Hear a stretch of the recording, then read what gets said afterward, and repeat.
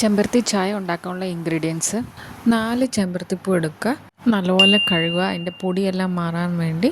ഇതുപോലെ ചെയ്ത ശേഷം നമ്മൾ 1 കപ്പ് വെള്ളമാണ് ഉള്ള ചായയാണ് ഉണ്ടാക്കാൻ പോകുന്നത്. അതിന് 4 ചെമ്പരത്തിപ്പൂവിൻ്റെ ഇതളുകൾ ഇടുക. ഇനിയും അത് നല്ലപോലെ തിളയ്ക്കാനായിട്ട് വെക്കുക. ഇതുപോലെ തിളച്ച് വന്ന ശേഷം അതിൻ്റെ നിറം ഇങ്ങനെ വെള്ളത്തിലോട്ട് വരും. അപ്പോൾ ഇത് ഓഫ് ചെയ്ത് അടച്ച് വയ്ക്കുക. ഒരു 10 മിനിറ്റ് അവിടെ അടച്ചിരിക്കട്ടെ. 10 മിനിറ്റ് ശേഷം നമുക്കിത് ഒരു സ്ട്രെയിനർ കൊണ്ട് അരിച്ചെടുക്കാം.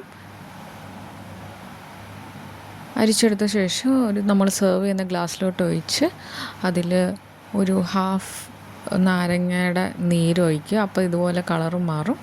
ഇനി 1 ടീസ്പൂൺ തേനും കൂടെ ഒഴിക്കുക. അത് ഓപ്ഷനാണ്, വേണമെങ്കിൽ മാത്രം മതി. ഇനി ഒരു സ്പൂൺ എടുത്ത് ഒന്ന് ഇളക്കിയ ശേഷം കുടിക്കാം. വെയിറ്റ് ലോസിനും ഇമ്മ്യൂണിറ്റി കൂട്ടാനും സ്കിന്നിനും നല്ല ചായയാണ്. പ്രഗ്നൻസി ആയിട്ടുള്ളവരും breast feeding woman, low pressure, അലർജിറ്റി ഉള്ളവർ ഇത് കുടിക്കല്ലേ. എല്ലാവർക്കും എൻ്റെ റെസിപ്പി ഇഷ്ടപ്പെട്ടെങ്കിൽ ലൈക്ക് ആൻഡ് സബ്സ്ക്രൈബ്.